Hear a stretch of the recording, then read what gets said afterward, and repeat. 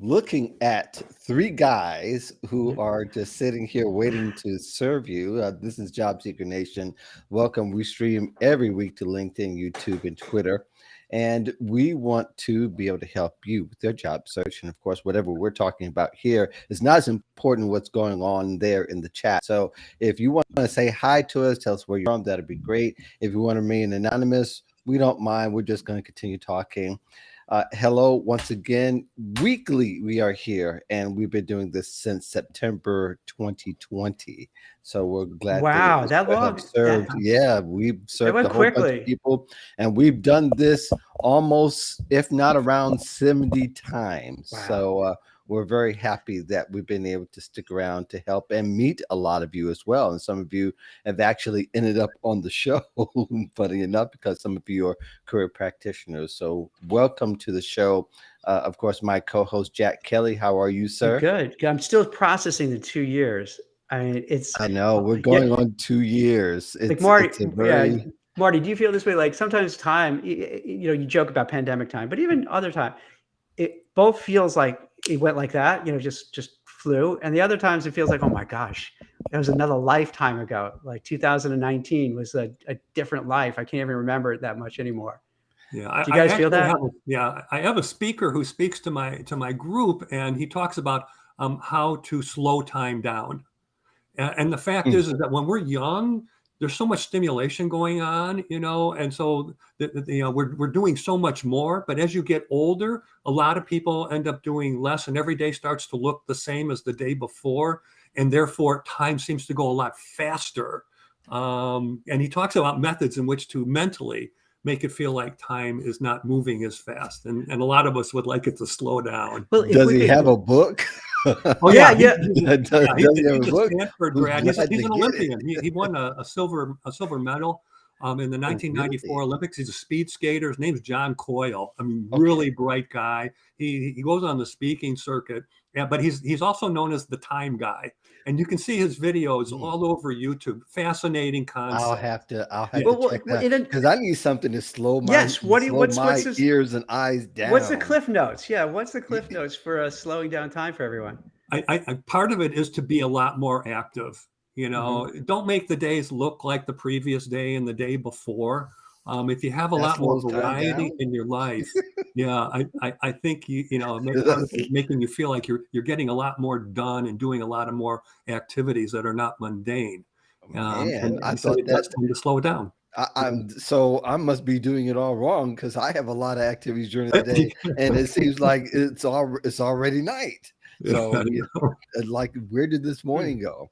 But I just want to be sure to introduce you, Marty, Sure. who's a job search coach, and he was telling us adapted Chicago. That's a story within itself. Right, because But you're a Florida guy, Tampa, Florida guy, and then yeah, a Tampa, New York Florida guy, guy, and Harlem, actually, right? yeah, right, Michigan Chicago. guy and New Yeah, York guy. I've been some of yeah. everywhere, but we should probably go ahead and get the party started. We talked a little bit about the unemployment numbers and is how they come through. It's pretty low right now, and is looking pretty much like pre-pandemic. And Marty, we'll start off with you. We shouldn't get too hyped too quick about low pandemic numbers, I know, but your overall view of how things are looking and what kind of advice you're sharing with the people that in your group and as well as job seekers all over. Yeah. I will tell you that I think the job market, even though the unemployment rate is so low, Hmm. I think the job market is so much better today than it was 12 months ago when the unemployment was much Oh, higher. without doubt. Yeah. No question. So Right. there are still ample opportunities for people, to pursue and obtain. So, Hmm. I mean, for one thing, I think, there seems to be a misnomer. You hear in the news constantly that companies are struggling to find the candidates for all the jobs they're trying to fill. Hmm. And I, for the life of me, can't understand where they're looking, because I got a group of over 9,300 members, all very talented, almost all of them with at least 10 years of work experience and have worked for great companies. And about 6,500 of them are struggling to find their next opportunity. So, I really do question the talent acquisition teams and the leadership within a lot of these companies, because there's a huge difference between retained search firms and internal talent acquisition teams and how they go about finding candidates. And I think a lot of companies are really failing to look in the right places and get creative about how to connect with these people. They've just become too reliant on applicant tracking systems. Mhm. Nothing more than a robot that's looking for keyword matches. And they're using that as a quick way to screen candidates. And I can tell you some great people get screened out without getting any airtime who could be ideally suited for a position simply because they don't have enough of these keywords sitting in their resume. And that's Mhm. really a bad choice on the part of companies, because many years ago, when I was in job searches, we didn't have an ATS. We had HR people who actually manually went through every resume, and quite honestly, they were able to, screen people, get interviews done, and essentially get a hire literally within 30 days, 45 days. And today it's taking 4 to 6 months. And I just don't get it. And so you can imagine for job seekers who I really, and all of us are hugely supporting, are very, very frustrated. It's Well, interesting, that's Marty. very interesting. I'm gonna come back to that. I like to hear what Jack has Yeah. to say. So it's interesting. When I first started recruiting kind of 25 years ago, you would have such a different way of doing it. So let's say I was representing Mark to go out to, JP Morgan for a job. I'd share what the job is, what to look for, and so on. But then the real thing is, Marty, after let's say his first interview, and let's say you were the HR person, you'd call me up, and it sounds like old fashioned, right? Actually calling me up on the phone, right? Mhm. Calling me up and saying, "Hey, Jack, so Mark was really good. Here's what he did well, and list what he did well, and then say, hey, here's what he could probably use to improve. Plus, he's going to go meet with Jane next, and Jane is not from Chicago. She's not a fan of the Chicago sports team. So tell him not to kind of go in that direction, and you would have that feedback." And that would help enormously, because then I could tell my candidate and say, hey, this is what you did well. This is what you need improvement. This is what you have to watch out for. Think about it. Like just watching out for like the personalities of the people meeting with, how great that intelligence is. Fast forward till now, you really don't see that anymore with all the technology. And I think it, I would love to kind of just point a finger and then say, "Hey, these companies are bad." But I think it's a confluence of events where even in our real lives, is that you have so much tech, it's easy to hide behind it and not deal with people anymore. And in my opinion, maybe I'm old fashioned, but like you need to have those interactions, and the less interactions you have, it's harder. So then when it goes to the whole job process, they're scared to make decisions. They don't want to pull the trigger. They don't make a choice. So it just keeps going on and on and on. So it's a really challenging situation. Yeah. Yeah, I really feel like a lot of companies are looking to get Steph Curry, LeBron James, and Michael Jordan all in the same room Yes, to choose from. dude. And, Absolutely. That's a great. I feel Yeah, like not yeah, everybody's going to get that opportunity, and they kind of wait for the opportunity. But I remember yeah. back from the Great Recession, that was the case. They had all these jobs open, but we got to look at there's certain sectors are looking or for specialized talent. Like there's about 1 million plus jobs in the cybersecurity industry. Mhm. So there are jobs. People are not necessarily jumping right into those jobs, except maybe teachers and a few nurses that I know who are saying, I need to get out of this. But all in all, maybe there is going to be a war for retention more so than there is for acquisition talent. Marty, your thoughts? Yeah, you hit on an important point, because think about it. If it's taking companies 6 months, and it's not unusual, to fill let's call it a marketing manager role, just as an example.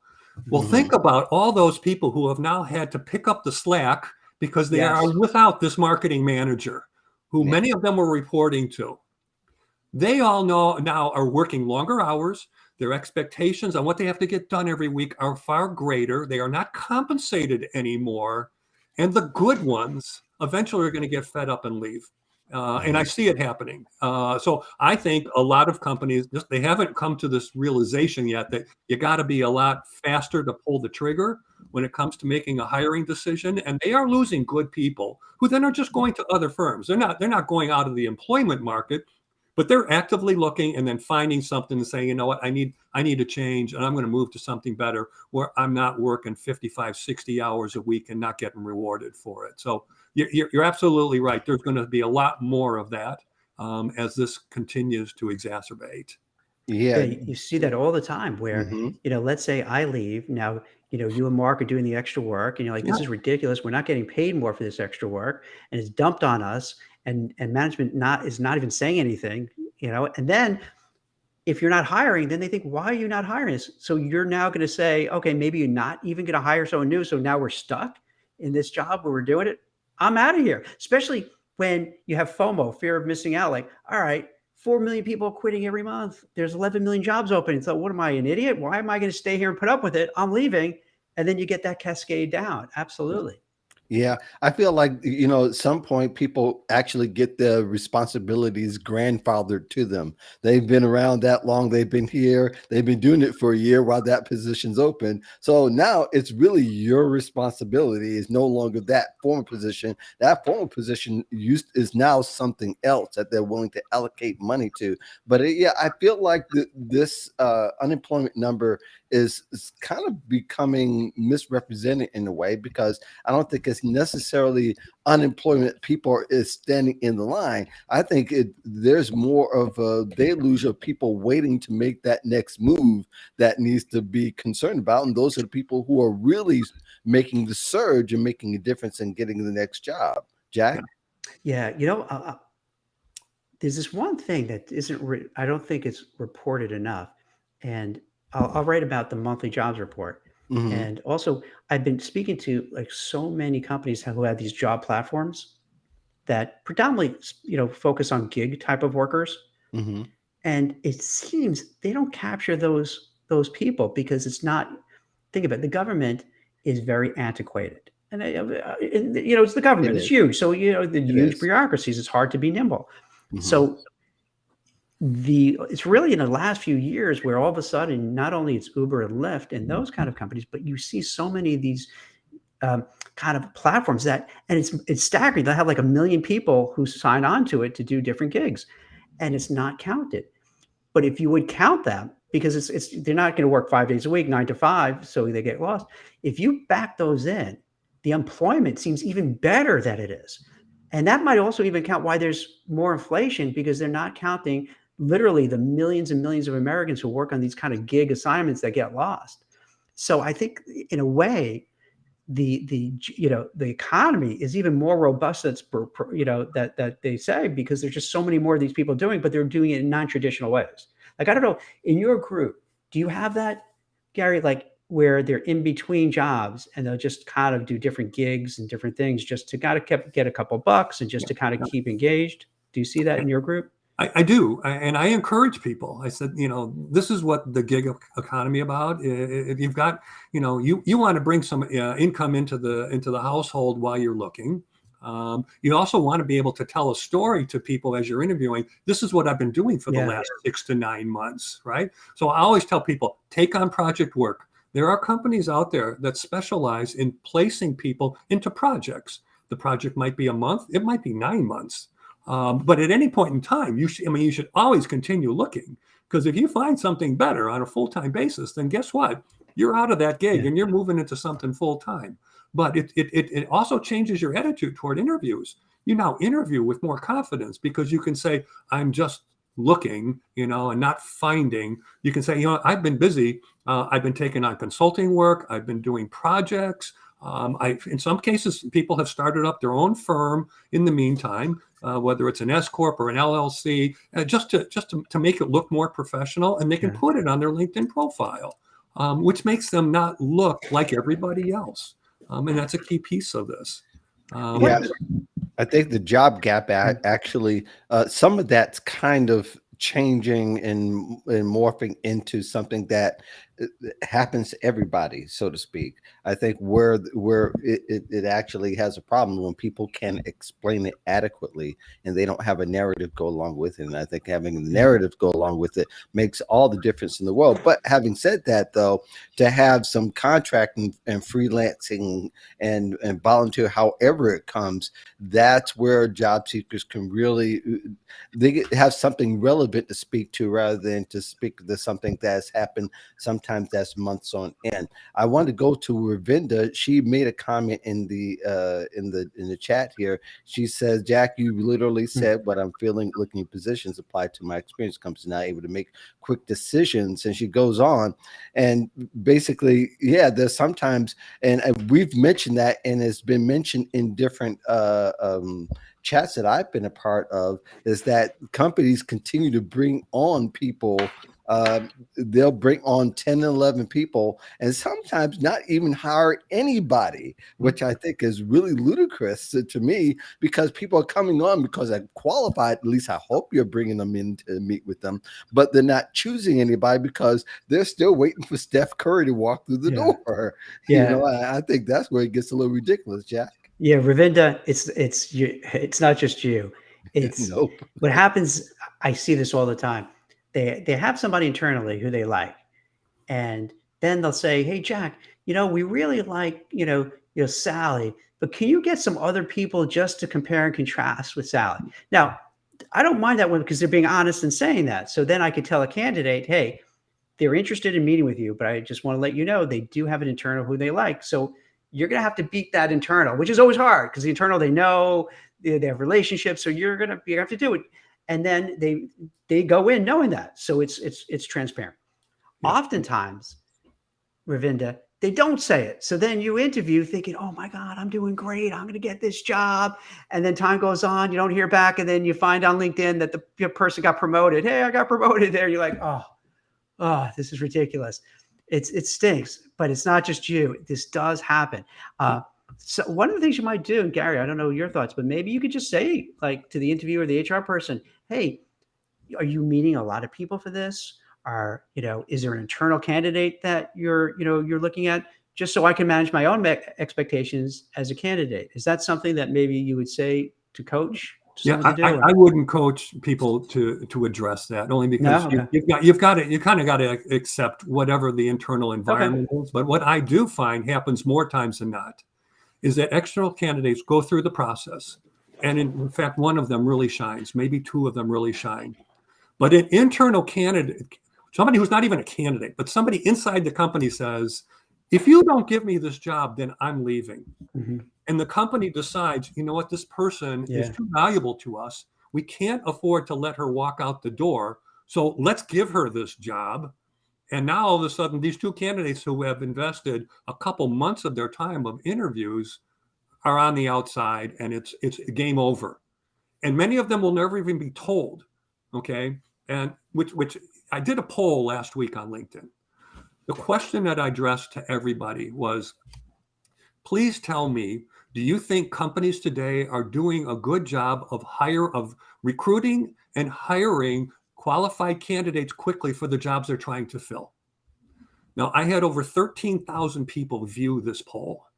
I had over 450 people vote, and I had over 100 make very passionate comments.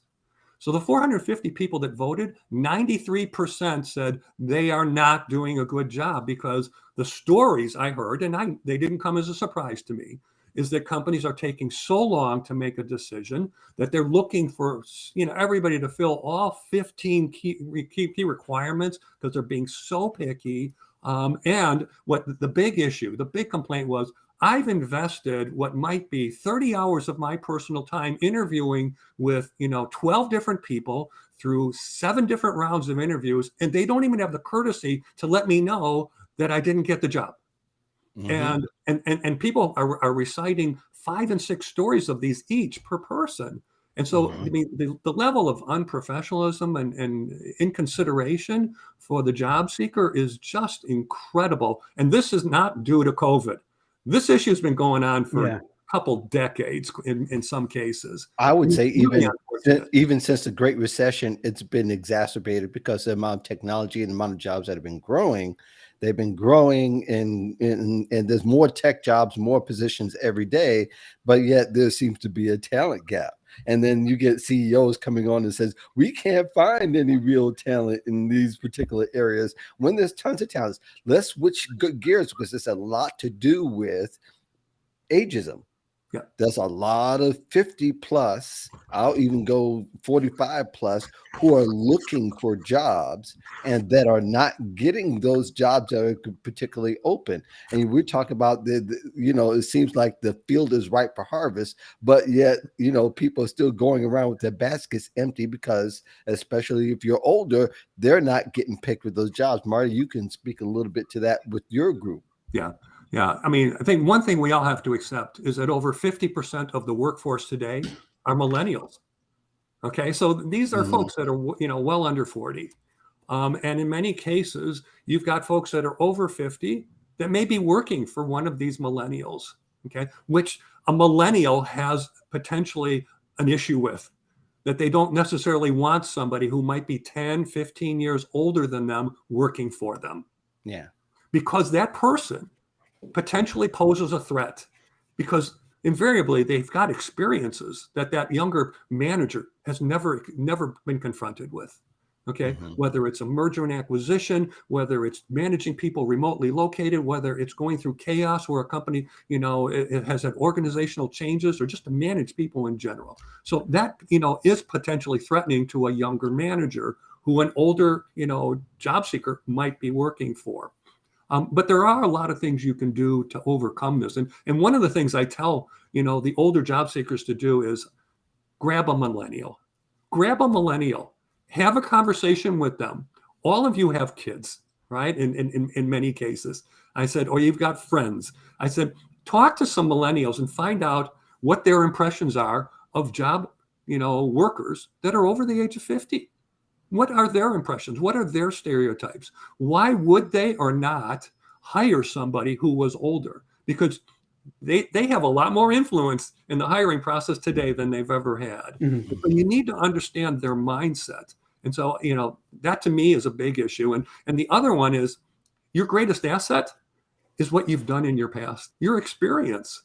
And you've really got to bring out your accomplishments. I mean, for that matter, it's got to be in your resume. It's got to be in your LinkedIn profile, but it's got to come through in your interviews, because if you've done it there, then you can probably do it for us. And people need to be able to make that translation. And so the stories you tell, the accomplishments that you exude are so important in cover letters, in resumes, and LinkedIn profiles, and particularly in interviews once you get in the door. And, you've got to become a great storyteller.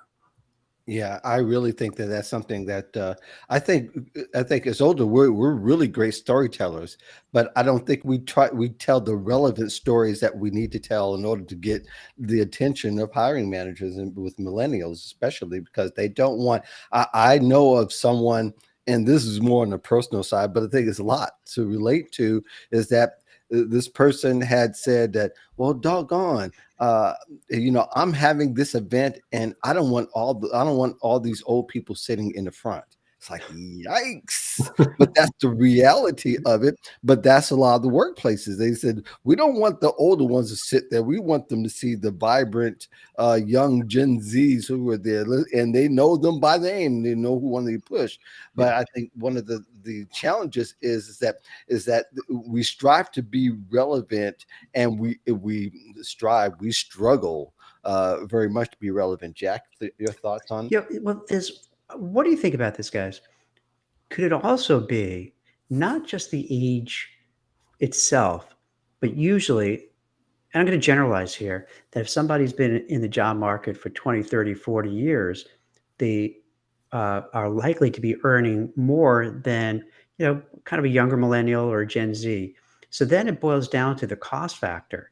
So they feel, hey, if somebody's making a certain amount of money, if this person, person A is like 50 and up and making 150 or 200,000, and let's say companies trying to tighten the belts, it's much easier to fire a bunch of those folks and as opposed to, let's say, the younger Gen Zs who are earning, 30,000 a year, and it's not going to move the needle. So also I wonder too, in addition to what you're saying, Marty, do you think possibly it's a financial aspect too, where, hey, we could, if we need to save money, we just cut that whole group out, we could save a lot of money.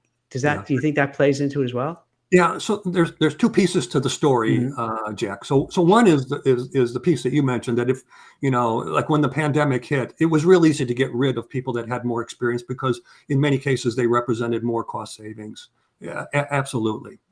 But when you think about the situation where you've got, multiple candidates going after the same job, and some are 10 years younger than the other person, compensation is not always different, because we have many folks that are over the age of 50, over the age of 55, whose kids have graduated from college. So they just got a $50,000 pay increase without having done a thing, because that $50,000 a year in tuition and room and board has now gone away. So they're willing to settle for less. So in some cases, the older employee is equal to or less expensive than the millennial who's now in their, let's say, late 30s, making 150, 180 a year.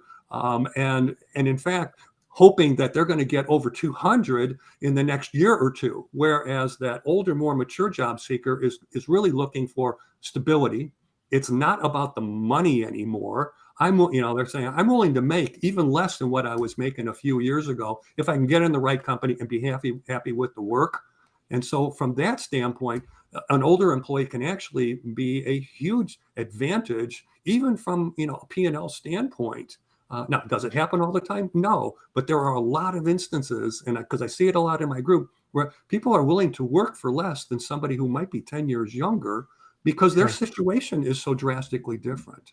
See, it's interesting you see that in your group, because I'll find out that if somebody comes in and says exactly what you mentioned, hey, you know what? I'm at the time of my life. I've done well. I've put aside money, but I enjoy the work. This is a great company to work for. This sounds like a fantastic job. So it's not about the money. I'll be open, and I'll even take, I was making, X, I'll take, half of that or three quarters of it. But I find out sometimes when people do that, instead of them saying, yeah, I'm getting a bargain, it's the opposite, where they're like, what's up? What do I have to worry about? But I'm glad in your group you find that approach works, because sometimes I see it backfires. Yeah, it's not that you take that approach per se.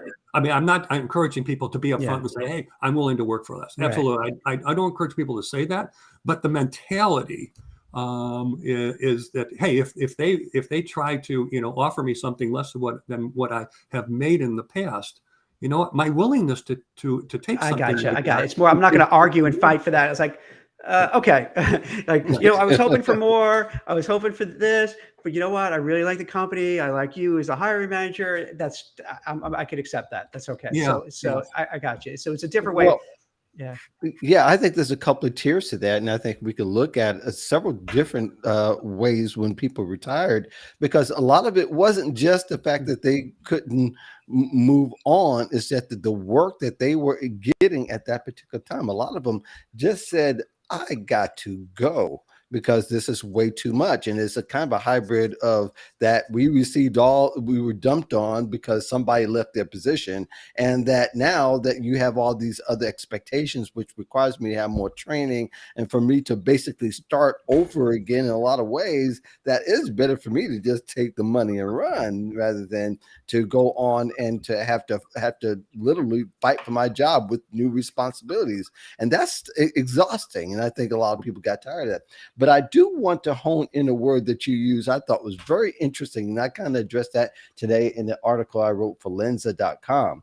And I wrote about job fishing and talked about, job fishing. But there's another article that's going to be coming up. One thing I talked about, and it's not in this article, is going to be another one, is about stability. I don't think there's such thing as stability anymore. No, Because and I think older job seekers are looking for something they're not going to find, because even as you said earlier, that they're having several jobs in the past 10 years. Stability, maybe we can argue whether it exists, but we definitely need to reframe what that actually looks like now, because stability is not a 5-year, 10-year thing. It is more like, well, can the company at least pay me for the job that I work for? And that's probably the best expectation you can find. But I think that there's things that older job seekers tend to look for that don't exist anymore. And I think that it becomes, that they're looking, it's more like an Easter egg hunt, more or less. That's a good yes, point. It's yeah, an interesting observation, Mark, because you know, I think it's natural to say, "Hey, I want that stability." And in the world we're in now, it just everything is moving so quickly. You couldn't in good faith, if you were a hiring manager or an executive, say, "Hey, don't worry, come here, we're stable." It's we've seen, over the last few years in particularly, you can't count on that. And Anybody can go right, under right, any or time, anything can and change. It's so anything well. could change very quickly. yeah. And hello, Yeah, Bear Stearns, yeah. if you remember Do you have from that. So Gary, do you have this? Because in your group, do you have Gen Zs and younger millennials? Because I notice what happens in that cohort. They're very free to go for a job for a year and just say, "Okay, I'm done. I'm going somewhere else." And then again and again without any qualms whatsoever. Because I think, they saw what happened to their parents during the financial crisis, and as Mark talked about Bear Stearns, made me think about it, you know, and they got laid off. Like, I'm not, I'm just going to be a free agent. I'm going to stay here as long as I'm learning and growing and building a network, and then I'm going to leave. Do you see a difference in your group, like between that mindset and then the older ones?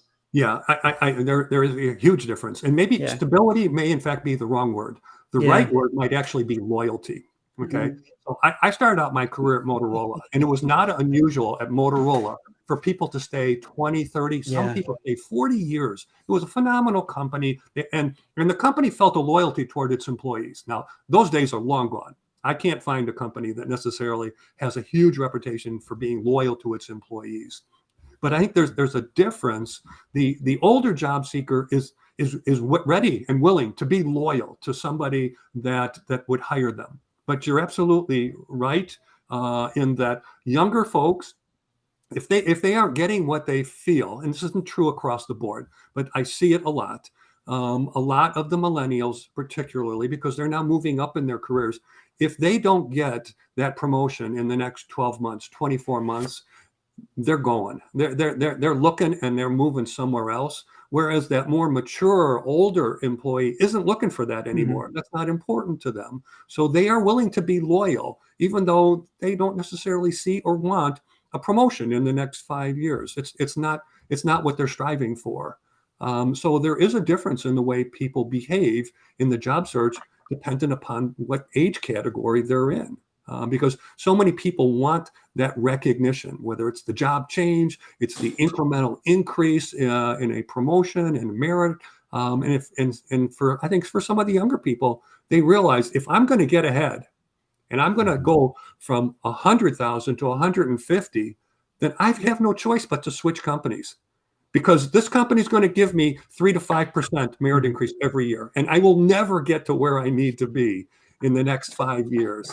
Well, you think about, do you blame them? I mean, think about what they're paying for college. Sure.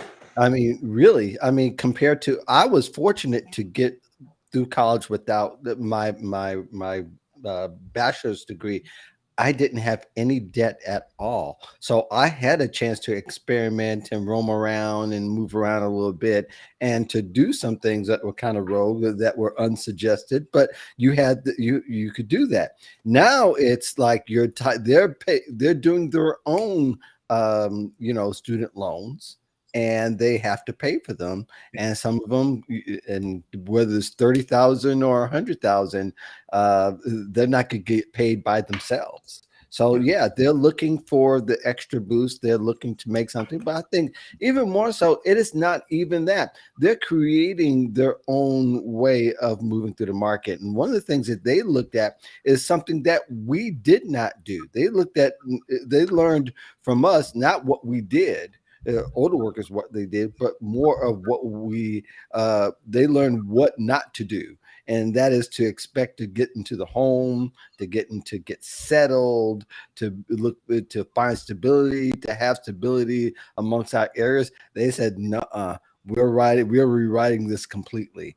And I don't think they're just rewriting it for rewriting's sake. They're rewriting it according to their economics. And that's what their economics is speaking to. Their economics is they're paying 5 times the rent that I paid back at that particular time, or even 5 or even maybe 10 times the mortgage, but yet for the same product, which we can have that discussion another time. But all of that to say is that, I think now we just got to look at it and stop being so critical about the way they're moving, saying that's not the way to do it.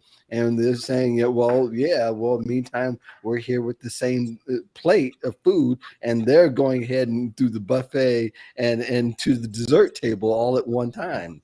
So, I think that we need to look at them a little bit, maybe we need to learn, older workers need to learn what we're not doing and do what they're doing, so to speak, or at least carry the spirit of what they're doing, so much not, exactly what they're doing because of their age. Jack? No, absolutely. And I think another curveball is this: with inflation going up about maybe close to Inflation. 8% now. So it's Yeah. like Marty was saying, if you're getting a 2%, 3% increase and inflation is at 8%, you're falling behind.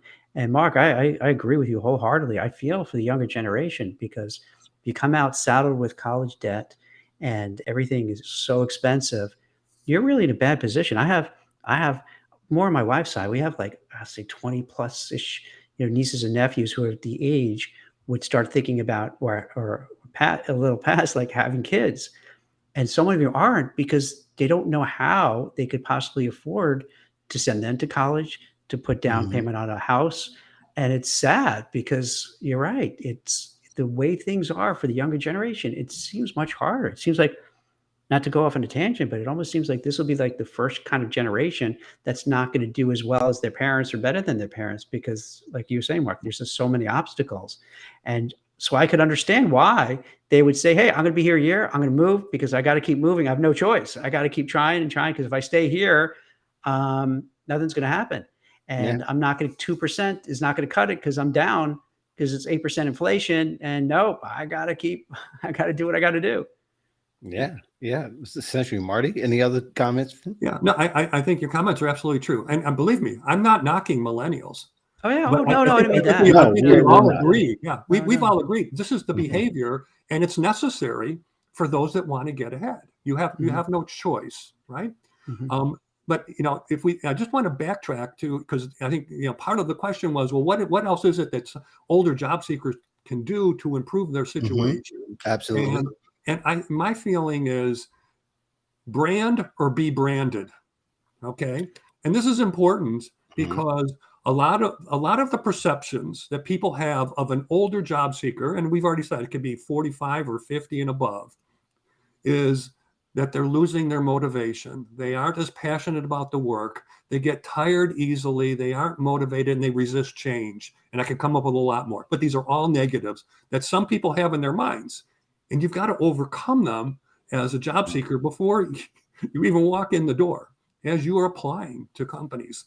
And your branding statement is going to be so critical because it's got to exude something about you that in pick a number of words, 7 or 8 words or less, starts to get over some of those perceived prejudices that exist by demonstrating that you've got some skills and value immediately with that slogan, that headline, that branding statement, and then your value proposition builds off of that.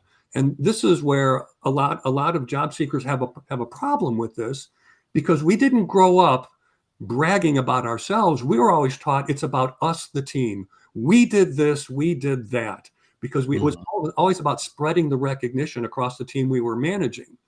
Well, the job search is truly your opportunity to brag about what you've on. And you've got to have that come through with everything that is in writing and that's coming out in the spoken word. And it starts to me with the branding statement and then the value proposition that builds off of that to help potentially overcome some of those potential stereotypes. Yeah. Jack? I often will counsel people who are, certain vintage where, because of, you mentioned, you can have these preconceived biases, sometimes unconscious, sometimes very conscious biases, so that even when you kind of get in there, you want to kind of amp it up. So you want to come in across right from the beginning, hey, Marty, I'm glad to meet you. Hey, it's a pleasure to meet you. I've heard all about your 9,300, people in your group. I can't wait to learn more about it. So like, even in the way you come across, in your tone, in your voice, in your mannerisms, that you show that right from the get-go, that you're motivated, you're upbeat, you're enthusiastic, because then you're also dispelling the myth of what you were just saying, where, okay, you might have a bias, they're going to get tired easily and so forth. Then you're like, wait a minute, what? I expected this guy to come across kind of, low-key, lethargic, because he's a little older. But yeah, so like, in addition to what you're saying, it's also, you could kind of use your power of persuasion of letting him know, wait, I was well wrong about this guy. He's like shot out of a cannon. I don't know if I can even keep up with him in half his age. So I think that, what do you think? That's probably a good way to do it too, where it almost disarms the interviewer. Like, wait, I was expecting something different. I'm confused now. Wait, this guy isn't tired and cranky and ornery, and he's not sucking on Werther's candies. This is someone who I did expect to be like this, and it's a game changer. Yeah, absolutely. Yeah. It's interesting. There are little things you can do in an interview. One of them is you got to sit at the edge of your seat. You got to sit on the edge of your seat or stand up when you're talking to people, because you just naturally have more enthusiasm and energy. But there is an important question that I coach a lot of people on. At the beginning of an interview, you need to ask a question before the interview starts. I said, because it's the single most important question. And they go, what is it? I said, you go to the interviewer and you say, look, before we start the interview, would you mind if I ask a quick question? And nine times out of 10, the person will say, sure. You say, so for the person moving into this role, can you tell me, what are the 2 or 3 biggest challenges facing this individual? And when they answer that, you've just got the answers to the test. And now you can take those 2 or 3 points and pivot between them periodically in your responses to questions, because you want to make sure that you can show that you absolutely are a master of those key challenges, and you've done it before and you've come out of it really well. And that's good. I can see that. Yeah, I can see that working really well, because that one, you stand out.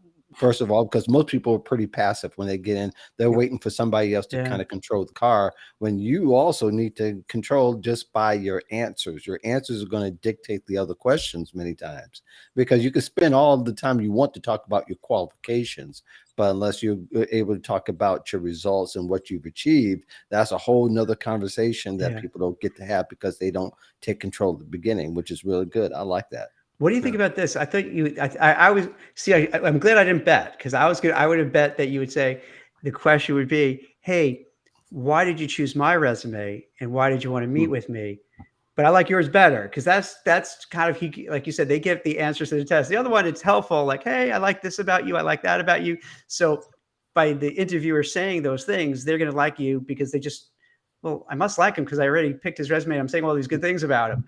But I think that's a really good. I like that. I'm going to steal that from you, if that's okay. Yeah, you want completely not give you credit for it. And, give me something I don't know that I can then turn into value on behalf of myself during this interview.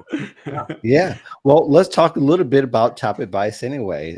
There are people who are stuck in a job search right now, and they're having a hard time. We can draw our own scenarios. We've seen them. We've talked to them. We've conversed with them, and we try to give them advice the best way we can, but not necessarily targeting anybody specific. Although if you have somebody in your head, go ahead and share. Marty, and we'll start with you. How can someone get, or what's your best advice as far as getting unstuck right now? Well, I think a lot of it, is going to be, the beginning attitude around your job search. And, too many folks think of themselves as a job seeker. And I tell them, don't think of yourself as in a job search. Imagine yourself as a new product launch. You're a new product we're bringing to market. And what do we do for new products we bring to market? Well, before a penny is spent on any research and development, we have to first identify what's the need in the marketplace, what's the value associated with this product, who's the audience we're trying to address, and how do we get to them? And the only difference between a job seeker and what I've just described is that you are now that product. So you've got to think of yourself as a new product launch. Nobody knows who you are. How do you get the word out? And clearly define your value. So that's a mindset that a lot of people have to think about, and you have to write in that style. Another is too many people spend an inordinate amount of their time answering online ads, and that's just a poor use of time. That takes maybe 10% of your job search week. So what are you doing with the other 90%? And then the other thing is, cover letters. I have so many job seekers say, I don't write cover letters because the applicant tracking system is going to determine who gets a job interview. And I go, that is such a wrong answer, a very defeatist answer. The fact is cover letters can do, and these are nothing more than emails, but they can do what a resume and a LinkedIn profile never can do. And that enables you to tell your story. A resume and a LinkedIn profile are just filled with so much content. And you're asking the reader to read everything in your background and then try to figure out, does it fit with what we're looking for? Whereas a cover letter is a brief statement of key achievements in your background that tie to 3 or 4 key most important requirements of the job. And now you've sold them, right? We've sold them in a way that it opens the door much bigger than a resume in many cases can do. Because I can tell you, I have coached many job seekers who've been rejected by the applicant tracking system within 15 or 20 minutes, but I've gotten them interviews because of the cover letter and the fact that we're sending it to 5 or 6 people inside the company who have influence. Not HR people. We're sending it to a hiring manager and that person's peer and their boss, because we just need to get one of them to take notice of what you've said, and they send it over to the hiring manager or to the person who's going to do the first round of phone screens. And guess what? You are automatically going to be endorsed and get onto the hiring manager, because the person who's doing the screen is just doing a checklist of requirements, and you will pass go. Yeah, good stuff. Cover letters is oversaturating the online space right now with content and articles. I don't want to bag it all right now, but Jack, your favorite or top advice at this time? I'll tack on to what Marty was saying, is that I find networking, and this is crazy coming from a recruiter, but I think you really want to call, if you haven't done so already, for the people watching it now and rewatching when Mark shares it again, is that you have to cultivate a network of people, kind of a mutually benefiting relationship, or join a group like Marty's where you have a built-in network, which is valuable. Like, right, step into almost 10,000 people, because this way it's like 6 degrees of separation of Kevin Bacon, if you're kind of old enough to know that reference, where, who knows someone who knows someone who knows someone, so that if you could find somebody who knows a person at the company, that you could get, as Marty was kind of alluding to, get in front of the right person, get in front of the hiring manager, get in front of the interview, so that now they're kind of, given the seal of approval, like, wow, you know what? I got this, from an internal employee who we value, who's saying Jack is really good. So let's meet Jack, because I got 20 other resumes here. I don't know who they are. What do I look at? But if you're saying Jack is good, then if you can even get 2 people who vouch for you, then they're like, wow, we got to meet this guy, Jack. We hear from 2 different sources. Let's bring him in. Let's meet him. So you have a better likelihood of having it. The second one is this is appropriate not only for the job search, for a lot of things in life. I find personally, sometimes you just got to step aside. You got to walk away from it a little bit. You have to separate yourself, because for people who are looking for a job, particularly those who are not working, and it's very easy to get bummed out, get depressed, just get in your own head. So sometimes you just have to get yourself out of that situation, whether it's just taking a walk, maybe taking a long weekend, going to the gym, getting a new hobby. I think we all do this. Sometimes you step away, and that's when you get that aha moment, when you're not immersed in it. And then also just for your mental health and emotional well-being, sometimes you just have to kind of say, hey, I'm taking a time out. I just gotta get away, refresh, and get better. Yeah, yeah. Some of the comments, Ravinder has been commenting. Thank Yeah, you we got to very have her much for that. join us, man. She's Yeah, loving this. She's yeah, I part of it. We know. got to bring We her should have on. had her. We should have had her up. But it says to Mari, they tend to still run the resume through the ATS, and then they also ask for the cover letter afterwards, which I think is very interesting. But I think the cover letter has kind of gone in and out of discussions over the years. Sometimes it's not as relevant as others, but now for some reason there's just a deluge of content all around the cover letters because a recruiter says, well, I don't read it, and that tends to start an avalanche or some type that, oh, I don't either, or but I do, and all these reasons. Like there's so much. But I think one of the challenges for job seekers is to kind of sort through all the noise that tends to go on, because there's a lot of content that's out there right now, and probably more than it's ever been, especially during the last Great Recession.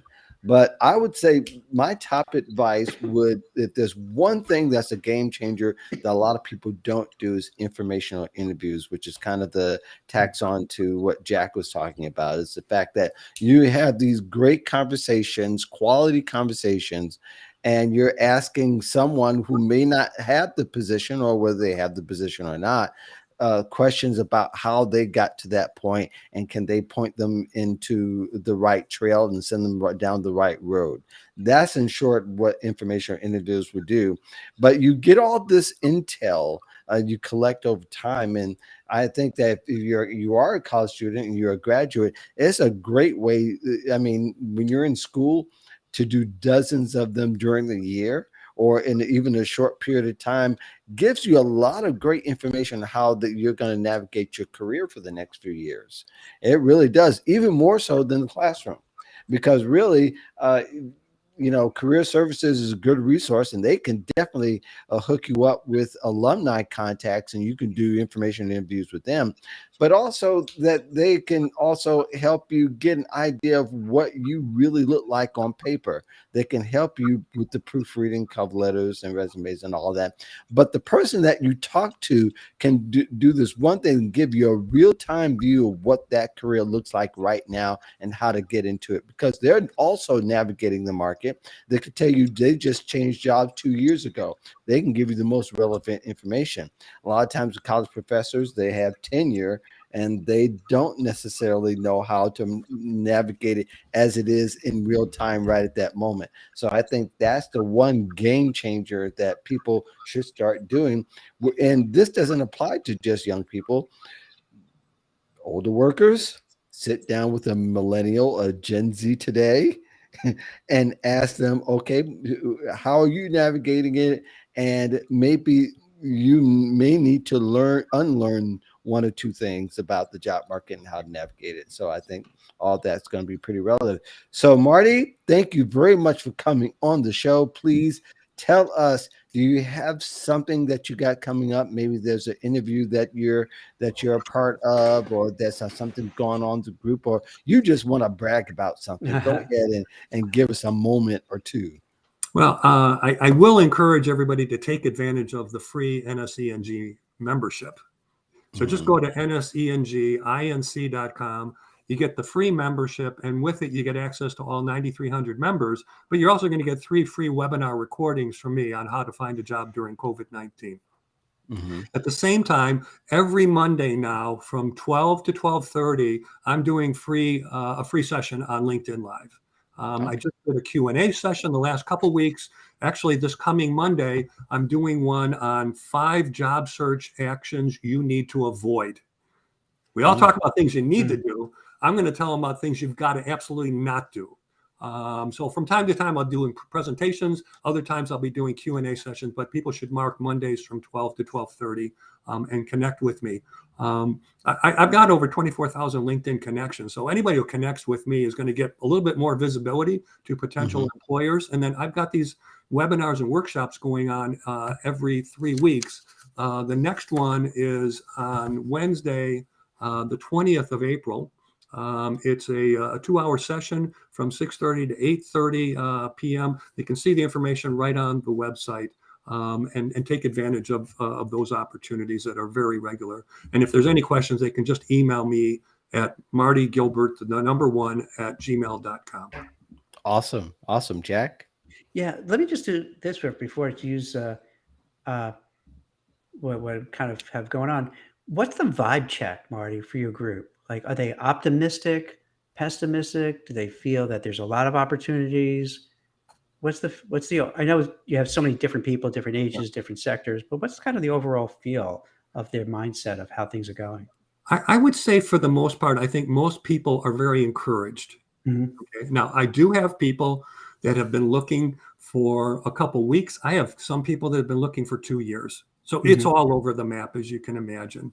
But I tell people the surest way of landing quicker is what you do to be proactive and outwardly focused. And that's why I tell people 90% of the job search is marketing and 90% of the marketing is messaging.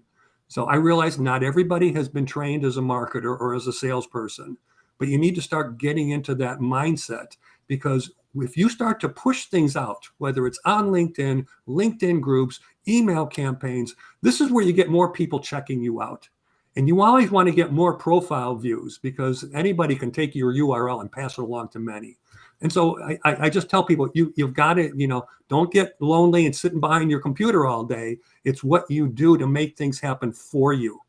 Don't sit back and wait for things to happen to you. And those people that take that attitude get landed a lot quicker. Absolutely. That's great. Yeah, and to answer your question, Mark, so like, what are the things I'm working on now? I'm kind of figuring out this startup idea that I'm working on is to do basically interviews and work in the metaverse and virtual reality. And Mark was on one, and Marty, I definitely like to host you and some of your group. I don't know if a whole night, almost 10,000 people, but maybe a smaller amount of the group. So because what happens is that it was really neat is that you have an avatar, and so that when you're talking, it frees you up a little bit. So the normal things like when you Zoom and you're looking at yourself in the camera and like you're looking at your background, your lighting, and you know what I mean? It's weird. And you worry how they're viewing you. So you have your avatar, and then you can just kind of relax and be your true self and have a conversation. So I'm kind of been playing around, and Mark was kind enough to participate in one of those. It was cool, right? And I'll throw that to you, Marty. If your group is up to it, I definitely would try to. Might be a really good format for helping people who are concerned about their interview to do it in a non-stressful situation. Because it's almost like when you're a writer and you have a nom de plume, or you're an actor who uses a different name, it kind of frees you up. Yeah. Same thing I'm thinking with the candidates, kind of makes them a little more comfortable. Like, okay, I feel more comfortable doing this. I'm going to get my confidence up. Yeah. Good idea. Yep, it is. It is quite an experience. I'm looking forward to doing it again. We'll do another one. Yeah, I'm gonna do a lot of them. I just did one today, just about a LinkedIn Live, but more. I saw that topic. Yeah, I saw that. I didn't get a chance to listen in, but Yeah. I did see it come through my feed. Other than the modern job search checklist is going to be on Friday. That is with Brad Minton, who's been on this show. He's going to be on the Friday show with Damien and I. So that'll be a lot of fun. But the other thing I should mention is unless you're doing something special, Jack, we are not meeting next week. Oh no, what's up? I'll be at the Career Thought Leaders Conference in Philadelphia. Oh, that's right. And I see a lot of colleagues and a few of the people that've been on the show here. So I'll be doing that next week. In fact, I won't be doing any of the shows next week. Although I might pull a live at some point, maybe in the evening, with some of the guests, and have a career conversation or two or three. Who knows what's going on? Where in Philly? Where in Philly are you going to go? It's downtown. The hotel name I forgot, but it's a Marriott hotel. It's one of the big ones. The reason I ask is my daughter goes to school there. So is that right? Yeah, so maybe I could visit her. If you do text me, drop it, and then stop over there and say hi. Yes, absolutely. But in the meantime, Marty, again, we thank you very much for joining us here on Job Seeker Nation. And Ravinder, thank you very much for commenting all throughout the show. She says that the show has been very informative and insightful. We do thank you. Thank you so much, For joining us, Ravinda. You're being the awesome. lone chat person. Sometimes we have too many, and then Yeah. sometimes we just have one. So there you go. In the meantime, we'll see you in 2 weeks. Peace in the Valley of Love. Thanks. We'll see you next time. This has been Job Seeker Nation. Great. Take care. Thanks so much.